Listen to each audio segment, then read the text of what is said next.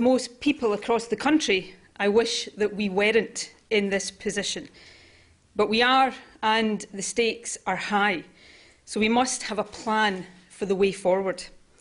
For better or worse, depending on your point of view, the future of the UK looks very different today than it did 2 years ago. As a result of the Brexit vote, we face a future not just outside the EU, but also outside the world's biggest single market. In addition, the collapse of the Labour Party means that we face a prolonged period of uninterrupted and unchecked Conservative government at Westminster. Some predict that the Tories could be in power now at Westminster until 2030 or beyond. And after a period which has seen the establishment of the Scottish Parliament and more recently hard-won extensions to its responsibilities, we now face the prospect of a centralisation of power at Westminster. Indeed, the Prime Minister herself has been clear that the Brexit process will see the UK Government reserve for itself powers in areas that are currently wholly devolved to the Scottish Parliament. All of this has massive implications for Scotland. It has implications for our economy, for jobs, opportunities, public spending and living standards, and for our ability to protect and advance our vital day-to-day priorities in education, health and business. It has implications for our society. How open, welcoming, diverse and fair will we be in future? And it has implications for our democracy. To what extent will we be able to determine our own direction of travel rather than having that decided for us? In short, it is not just our relationship with Europe that is at stake. What is at stake is the kind of country we will become. Now, at times of change and uncertainty, the instinct to do nothing and just hope for the best is understandable, but in my view, it is not the right one. At times like these, it is more important than ever to have a clear plan for the way ahead, to try, as far as is possible, to be in control of events and not just at the mercy of them. That is what I have always done. It is what I have tried to do since the day after the EU referendum last year, and it is what I am determined to continue to do. Since last June, my focus has been on trying to find an agreement with the UK Government, an agreement that would reconcile the UK-wide vote to leave the European Union with the Scottish vote to remain. I was encouraged in this approach by the Prime Minister's commitment last July to seek agreement with the devolved administrations on a UK-wide approach before triggering Article 50. The Scottish Government's paper, Scotland's Place in Europe, was published in good faith. Our proposals represent significant compromise on the part of the Scottish Government. We accepted that Scotland would leave the EU despite the 62% vote to remain, but we argued that the UK should either stay in the single market or seek an outcome that would allow Scotland to do so. And we set out how greater powers for the Scottish Parliament could help protect Scotland's interests in a post-Brexit landscape. Over the past few months, we have worked hard, really hard, to try to find agreement. The Prime Minister and her government have been given every opportunity to compromise. But today, as we stand, for all we know, on the eve of Article 50 being triggered, not only is there no UK-wide agreement on the way ahead, but the UK Government has not moved even an inch in pursuit of compromise and agreement. Our efforts at compromise have instead been met with a brick wall of intransigence. UK membership of the single market was ruled out with no prior consultation with the Scottish Government or indeed with the other devolved administrations, leaving us facing not just Brexit, but a hard Brexit. There has been talk of special deals for the car industry and others, but a point-blank refusal to discuss in any meaningful way a differential approach for Scotland. And far from any prospect of significant new powers for the Scottish Parliament, the UK Government is becoming ever more assertive in its intention to muscle in on the powers we already have. The language of partnership has gone completely. And there should, I think, be little doubt about this. If Scotland can be ignored on an issue as important as our membership of the EU and the single market, then it is clear that our voice and our interests can be ignored at any time and on any issue. That cannot be a secure basis on which to build a better Scotland. But it is where we stand today. Now, let me stress, even at this late stage, I am not turning my back on further discussions should the UK Government change its mind and decide that it is willing to agree to our compromise proposals. And in any event, I will do everything I possibly can to ensure that Scotland's interests are represented in the EU negotiations that lie ahead. But I cannot pretend to the Scottish people that a compromise agreement looks remotely likely, given the hardline response from the Prime Minister so far. That means I have to decide on the best plan to protect our interests now.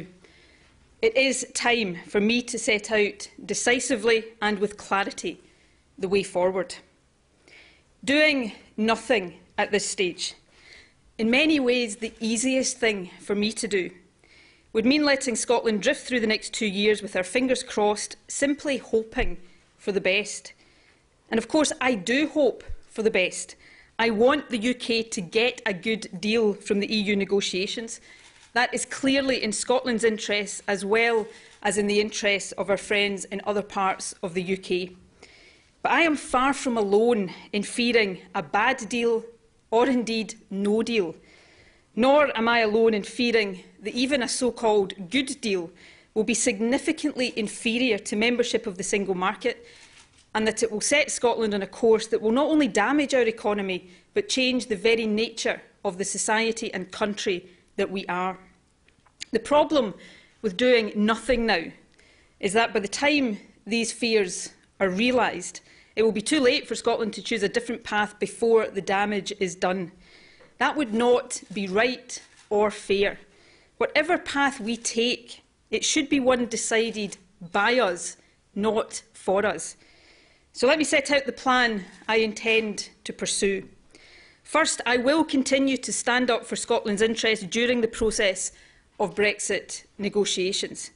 Second, I will now take the steps necessary to make sure that Scotland will have a choice at the end of this process. A choice of whether to follow the UK to a hard Brexit or to become an independent country, able to secure a real partnership of equals with the rest of the UK and our own relationship with Europe. The Scottish Government's mandate for offering this choice is beyond doubt. Last year, we were elected with the highest share of the constituency vote won by any party in the history of devolution on a manifesto that said this: the Scottish Parliament should have the right to hold another referendum if there is a significant and material change in the circumstances that prevailed in 2014, such as Scotland being taken out of the EU against our will. These conditions have, of course, now been met. So I can confirm today that next week I will seek the authority of the Scottish Parliament to agree with the UK Government the details of a Section 30 order, the procedure that will enable the Scottish Parliament to legislate for an independence referendum. The UK Government was clear in 2014 that an independence referendum should, in their words, be made in Scotland by the people of Scotland. That is a principle that should be respected today. The detailed arrangements for a referendum, including its timing, must be for the Scottish Parliament to decide.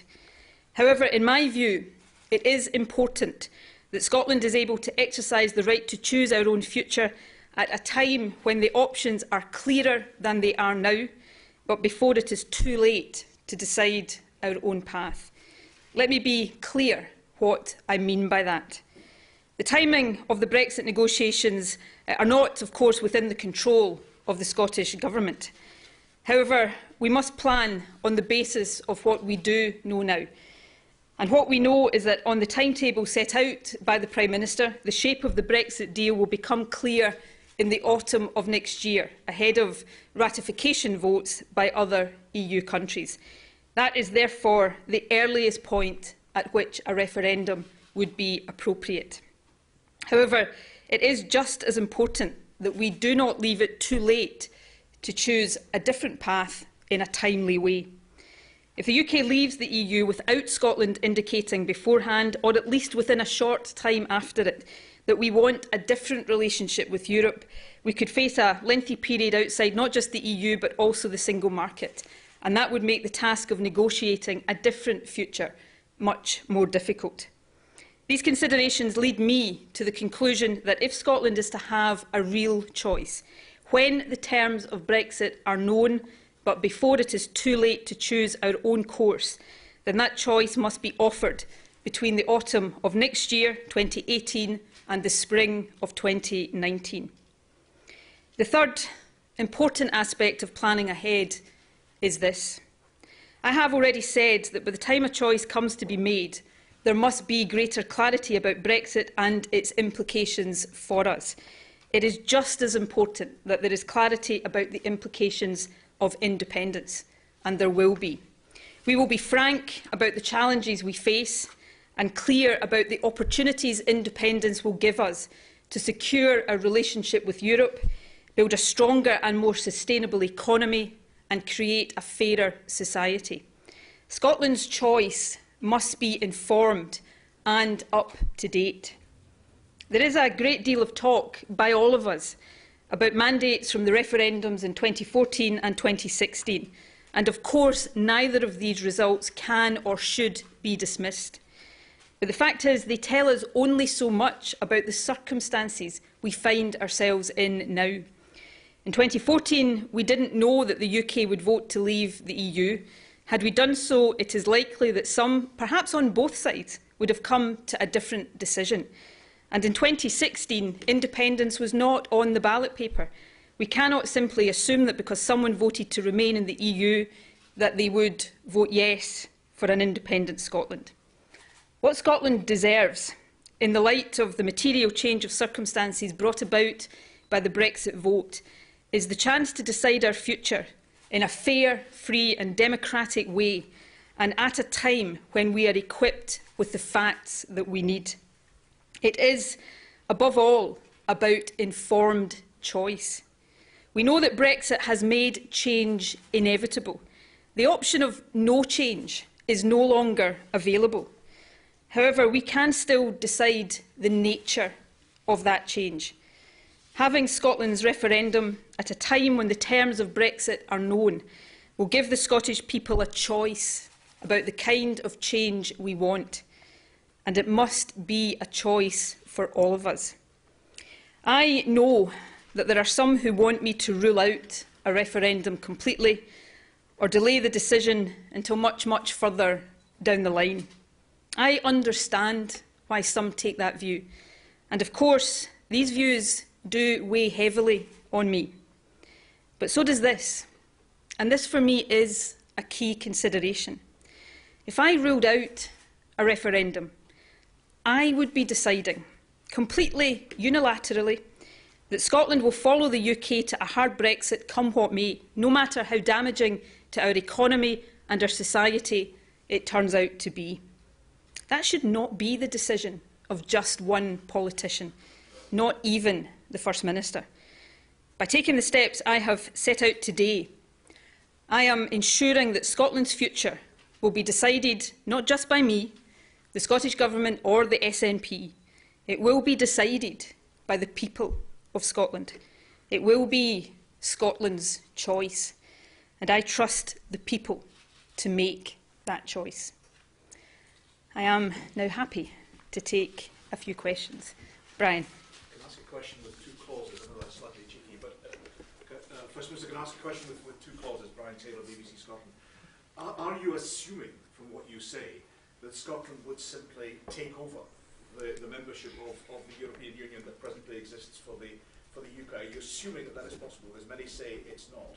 If that is not the case, are you saying that you would absolutely definitely and without caveat seek to return Scotland to full membership of the European Union, not just the single market?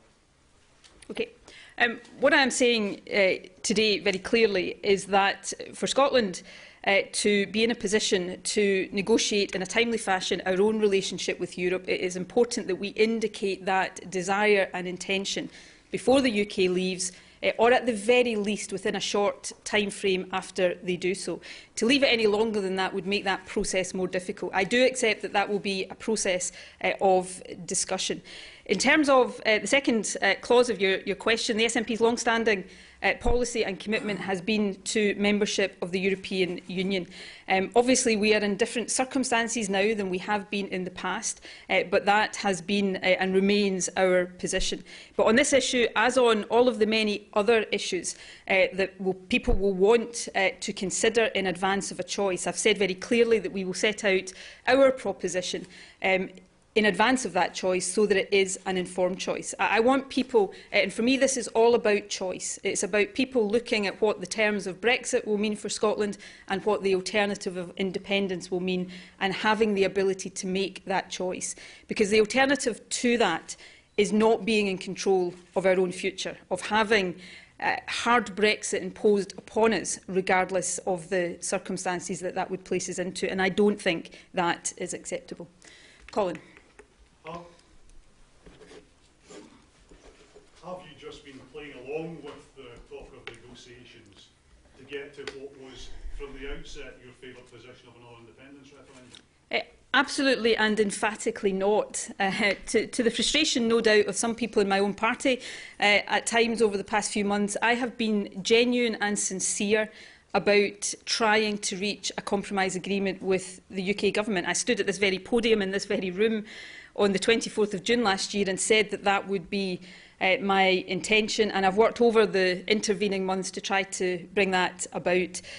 We have published Scotland's Place in Europe, genuine compromise proposals. I have sat in meetings, I've sat in a room with the Prime Minister, just the two of us, looked her in the eye and told her I was willing to find agreement and compromise. But we have not met with a government and a Prime Minister who appear willing to meet us halfway in that. Indeed, on the contrary, at times over the past few weeks, it feels as if they have been moving further away from compromise, with language that has appeared to become harder and harder.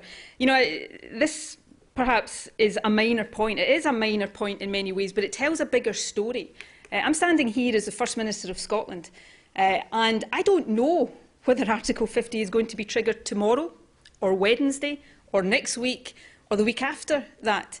And that tells its own story about how far away from an equal partnership this process has been. You know, the morning of our Lancaster House speech, when I spoke to the Prime Minister on the telephone, I asked her the direct question is, are you going to rule out single market membership? And she said that wasn't a binary choice. 2 hours later, it had become a binary choice and it had been ruled out. So we have been trying to compromise.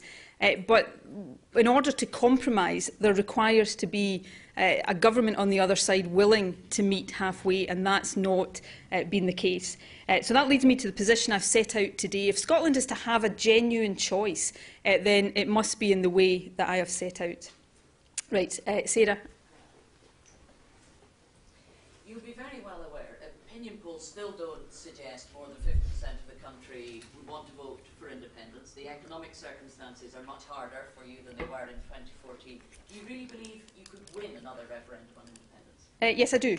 Absolutely. I believe that. But sometimes you've got to do what you think is right in politics. And I think it's right for Scotland to have a choice. I believe that it would be wrong for Scotland to be taken down a path that it has no control over, regardless of the consequences for our economy, for our society, for our place in the world, for our very sense of who we are as a country. That would be wrong. And therefore, my judgment is that we should have that choice.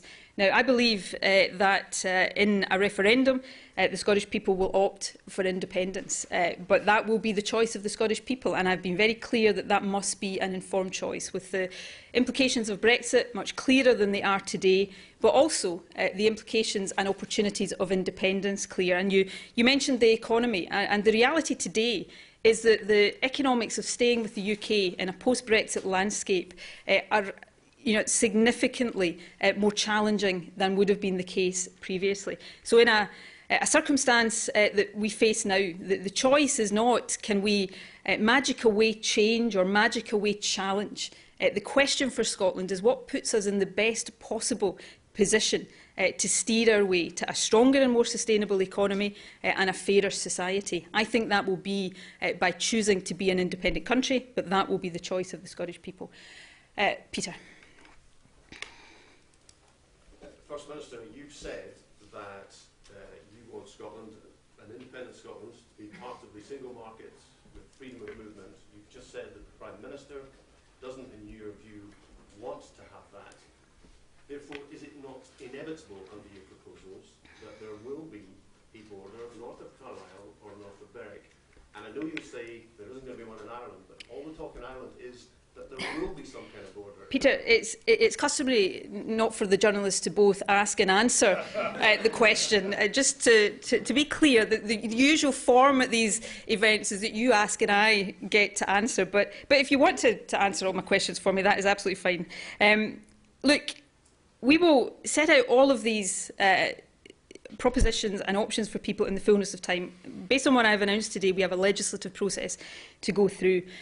But let's be clear about a number of things. There is across these islands a common travel area. There is absolutely no reason why that would or should change if Scotland became an independent country.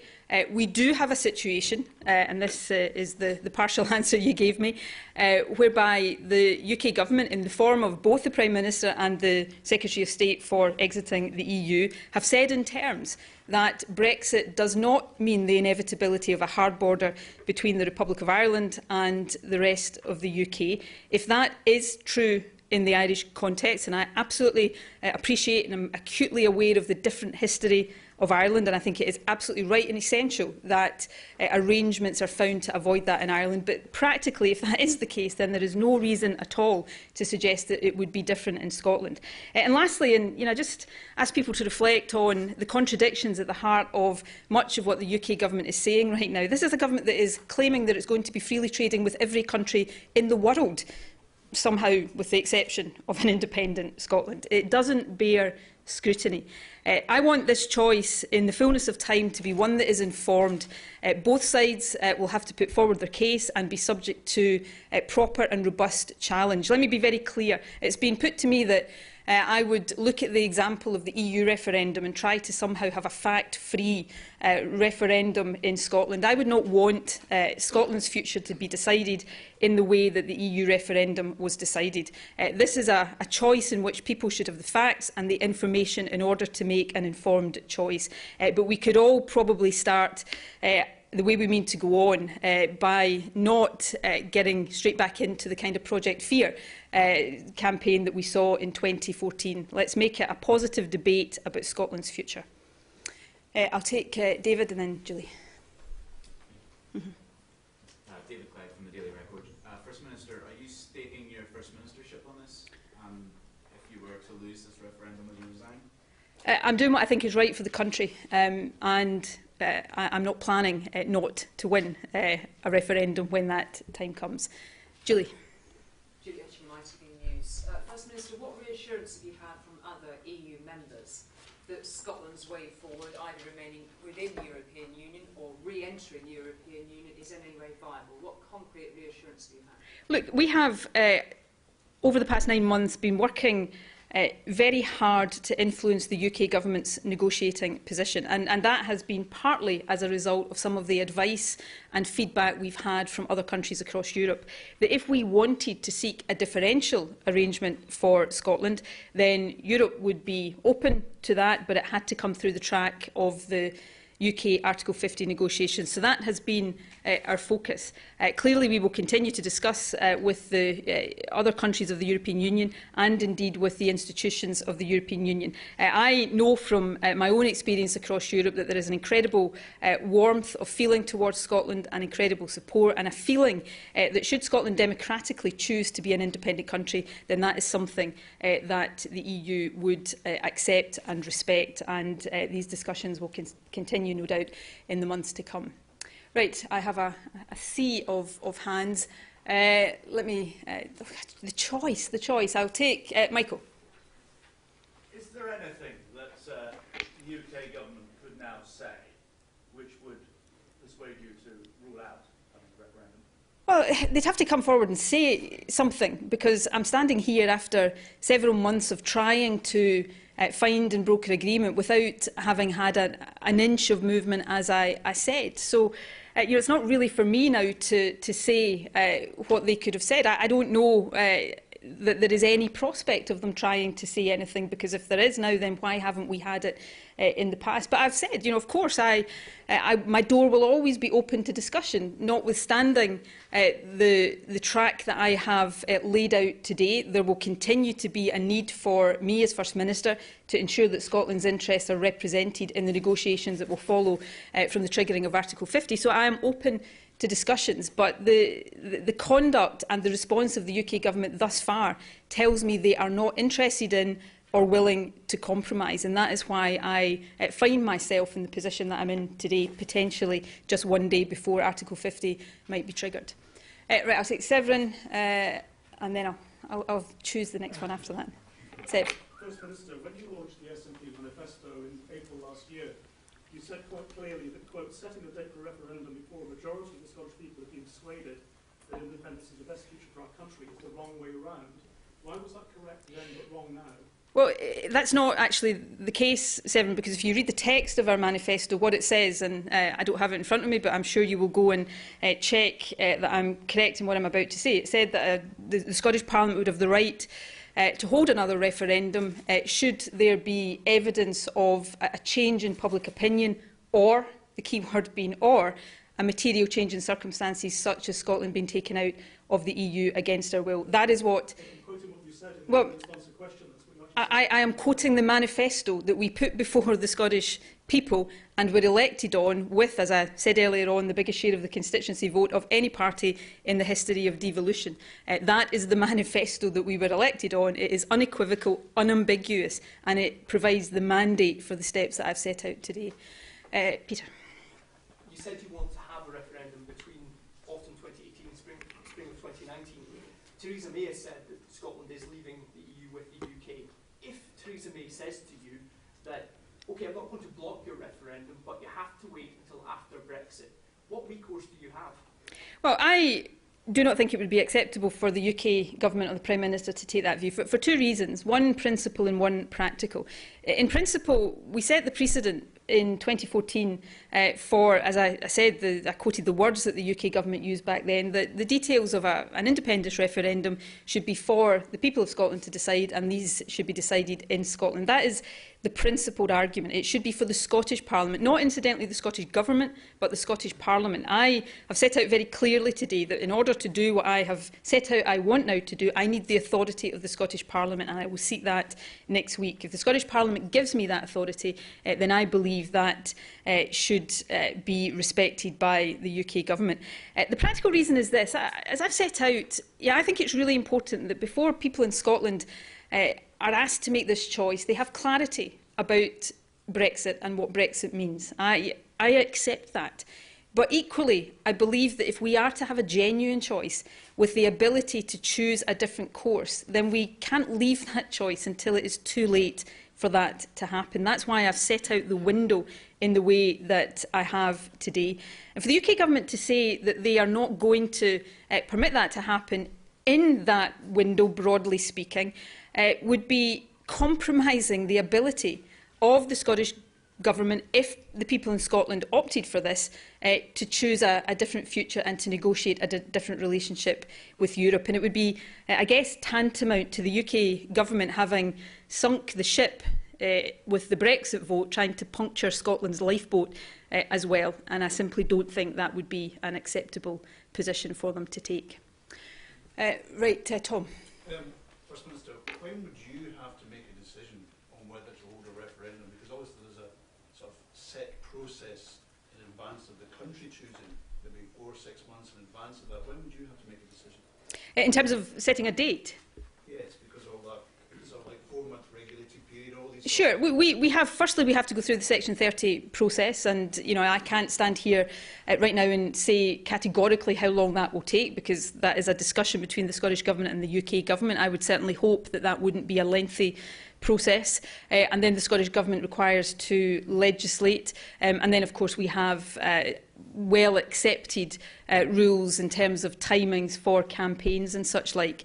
So in a sense the final decisions around the timing, the date would be for the Scottish Parliament to set out, and that would be taken sometime later this year or perhaps into the early part of next year. Right, Simon. Is there a contradiction between your argument that leaving the European Union would be a disaster for the economy, for the country that we are, and the solution being leaving a union that's far more valuable to Scotland's economy with far closer cultural and family ties? No, I don't think there is, for a number of reasons. Firstly, I am not positing a choice that says choose trading in the single market instead of trading across the UK. I'm arguing that we should continue to trade within the single market in addition to free trade across the UK. And of course the single market is something like 8 times bigger than the market across the UK. Secondly, and this was an issue discussed and debated long and hard during the 2014 discussions, Scotland becoming politically independent is not turning our backs on the social and cultural and family ties that exist between the different parts of the United Kingdom. We share many links with our friends in other parts of the British Isles, and that would continue to be the case. But independence for Scotland would, I think, create a genuine partnership of equals, rather than the claimed partnership of equals that has been shown in recent months to be rhetoric rather than reality. But the bigger question, I guess, is this one. Of course, we are where we are today because of the Brexit vote, and therefore issues around EU membership are, of course, central to the discussions that are taking place around this. But I think there is a much, much bigger principle at stake here, and that is, what kind of country do we want to be, and crucially, who gets to decide that? Right now, we're on a path not just to Brexit, but to hard Brexit that will have profound implications for our economy, our society, our culture, place in the world, sense of who we are. And we have no control over that. We voted against it, but nevertheless, that is the direction the UK Government is intent on taking us in. I don't think it is right to be taken down a path that we don't want to go down without a choice, which is why the choice, I think, is important. At the right time, the people of Scotland should get to choose. Do they want to follow the rest of the UK to a hard Brexit? In which case, that is for the people of Scotland to choose. Or do we want to choose an independent future that gives us the ability to create a real partnership of equals across the UK and to decide our own relationship with Europe? Right, take a few more questions, Muir. Will you be expecting the Scottish Parliament government to decide the franchise for this next referendum and the question? And Yes. you've said we clearly don't think it's acceptable for the UK government to deny the Scottish Parliament demands on this, but if it does, what can you do about it?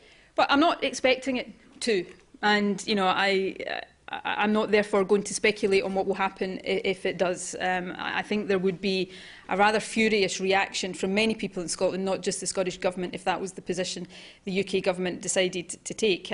Both Ruth Davidson and David Mundell, since the Brexit vote, have said in terms that they didn't think Westminster should block a second referendum, and even the Prime Minister, I think, when she's been pressed on this, my reading of her answers have been that she's been at pains not to say that the UK Government would do that. And of course we had Jeremy Corbyn on Saturday saying that he thought it was absolutely fine for there to be an independence referendum. Perhaps that last bit is less important in the grand scheme of things. On the first part of your question, yes, I do think it would be for the Scottish Parliament to decide not just the timing but the franchise and the question, although of course the question would be subject to testing by the Electoral Commission if it chose to do that. But these things were accepted in 2014, that these were the decisions not of the Scottish Government but of the Scottish Parliament, and I would see no reason why that should be different in future. You've tried so hard, Jess, and we did give you a seat, so I better take a question. Thank you, Jason Barrow-Scally. This is inevitably, this referendum comes to pass, will be defined as a choice of Scotland between the UK and Europe. Given that, what currency do you think Scotland would have at the end of it if it chooses to be independent? Well, all in good time. We will set out, as I've said, our proposition on all of the issues that people in Scotland will require to have clarity about, and we will do that in due course. And you know, I've said repeatedly today that I absolutely recognise this has to be an informed choice for people, informed both by the clarity around Brexit and the clarity around independence. I'm not asking people to choose the UK or Europe. I want Scotland, whether as we are just now or as an independent country, to have as our closest relationships those we have with our friends and partners in other parts of the UK and the British Isles. But I also believe Scotland has a part to play, not just in economic terms, but in social and cultural terms in Europe as well. And fundamentally, this is about Scotland, I think, deciding what kind of country we want to be and what we want that contribution, not just in the UK but across Europe, to be. So I don't accept the characterisation of asking people to choose the UK or Europe. It's about Scotland choosing itself what kind of country we will be. Yes, Jamie. We'll be releasing an updated version of the white paper, and what will be different in this case than from last time? Well, we will put forward, as I said, the detail and the clarity on a range of issues that people will want to have clarity on before any choice is made. We will announce in due course what the form and timing of that will be. John. First Minister, some in your own party have admitted that they were less than frank, or the movement was less than frank last time about some of the challenges facing an independent Scotland. You said this morning that you are quite happy to engage in that going forward, that you want to be frank about it. What are those challenges? I think Scotland, whatever our constitutional circumstances, like every other country, faces challenges in the world we live in. Economic challenges, challenges around some of the global situations we face right now. And we need to be frank about those, as we need to be frank about how we would deal with those challenges if we were to remain within the UK. And, you know, I said earlier on, if Scotland is to have a choice about its future, it must be an informed choice. For my part, I will make sure that is the case, and you know, people then get to decide what they think is the best way for Scotland to address those challenges in the future. Right, another last couple of questions, Jess Kieran. On a practical level, have you had any discussions with the Greens so far to make sure you can actually get the Scottish Parliament to approve requests for a Section 30 order? Well, we discuss with the Greens issues on a range of matters on an ongoing basis. I'll let the Greens speak for themselves today, but I think the Greens' position on independence and an independence referendum is pretty clear, but I will not presume to speak for them from this podium. Michael. You said you'd remain engaged with the Brexit process. Will the Scottish Government consider legislation within devolved competence to protect the existing rights of EU citizens in Scotland, namely the vote, access healthcare and to the new Social Security Agency? We will do everything we possibly can, legislatively, practically, and you know, in every other sense, to protect the rights and status of EU nationals in Scotland. One of the many regrettable things that have happened, I think, since the EU referendum has been a failure to give that guarantee to EU nationals. And I will do now and in the future everything within my power to give that certainty and those guarantees. Okay. Yes. First Minister, now that you've made your position clear, can we expect the Scottish Government to spend the next 18 months working to try and get support within Europe from the other 27 member states for Scottish membership? We will work across a range of different issues and a range of different ways to protect Scotland's interests. That's what all this is about, protecting Scotland's interests in a circumstance that we didn't ask to be in. It's also about making sure that going forward we have the right environment, the right set of circumstances in Scotland to allow us to continue to advance our priorities on health, on education, on the economy, making sure that we are properly equipped as a country to face up to whatever challenges lie ahead. Right, last couple of questions, Jennifer. How do you reconcile the push for independence with people who are SNP supporters but want to come out of the EU? Well, this is fundamentally about who decides what kind of country we are. I respect the views of people across Scotland, whether they're SNP supporters or otherwise, who took a different view from the one I did on the question of EU membership. 1 million people in Scotland voted to leave, and as First Minister I've got a duty to understand and respond to that. So I respect those views. And clearly we are where we are because of that vote. But as I've said on more than one occasion today, there is a bigger issue at stake here, and it is an issue of democratic principle. Who decides Scotland's future, whether on Europe or on any other issue? And I believe that on that issue of democratic principle, whether an SNP supporter voted to remain or voted to leave, there will be strong support for Scotland exercising our choice to be in control of our own future. Right, yes. Do you think it will be a yes/no question? I would see no reason why it wasn't the same question as the last time, but I don't want to get ahead of ourselves. We have a process to go through. Glenn. Where does this leave your defining mission of reforming education? That is still my defining mission of this Parliament as First Minister. You know, people say to me, get on with education and health, and that's my day-to-day work, and it will always be my day-to-day work. But this cannot be separated from that day-to-day job to protect Scotland's interests and to advance Scotland's interests across a range of issues. If we're taking off a hard Brexit cliff edge with implications for our economy and public spending and living standards, that impacts on our ability to fulfil our ambitions on these issues. So this is integral to use the colloquial phrase, the day job that I do, protecting Scotland's interests and making sure that Scotland is in the best possible position to make continued advances in education, health or any other issue. Right, I will take one final question. Tom, you've had one already. I'll be fair and go to the gentleman behind you. You've outlined a journey of up to 2 years to an independence referendum. Do you accept that any referendum can cause uncertainty which can damage the economy, and how will you address that? Well, we work, as we do every day, with the business community here in Scotland and those who have a desire to invest in Scotland. But the fundamental point I made is this one. Brexit has made change inevitable. We cannot now get to a position where there is no change. Brexit has created and made inevitable a degree of uncertainty.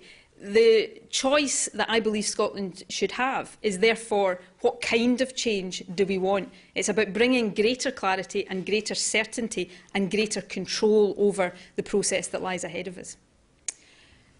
Thank you all very much indeed.